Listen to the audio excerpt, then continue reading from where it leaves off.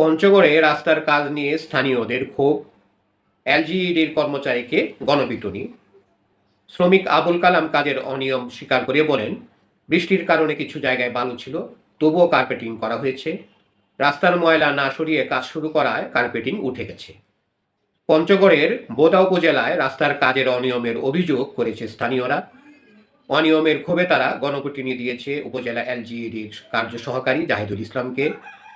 শনিবার 2 আগস্ট বোদা উপজেলার ময়নাদিঘি ইউনিয়নের গাইঘাটা এলাকায় এই ঘটনা ঘটে। স্থানীয় ইউসুফ আলী বলেন, আমি রাস্তা দিয়ে যাওয়ার সময় দেখি সামান্য ব্যবহারে কার্পেটিং উঠে যাচ্ছে। শ্রমিকরা তখন সেটা ঠিকঠাক করার চেষ্টা করেন। ঠিকাদারি প্রতিষ্ঠানের শ্রমিক আবুল কালাম কাজের অনিয়ম স্বীকার করে বলেন, বৃষ্টির কারণে কিছু জায়গায় বালু ছিল, তবুও কার্পেটিং করা হয়েছে। রাস্তার ময়লা না সরিয়ে কাজ শুরু করায় কার্পেটিং উঠে গেছে।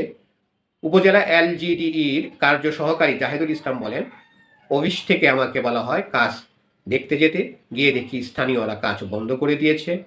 আমি সাংবাদিকদের বলি অনিয়ম হয়নি, তখনই লোকজন উত্তেজিত হয়ে আমাকে মারধর করে, কোনো মতে পালিয়ে বাঁচি।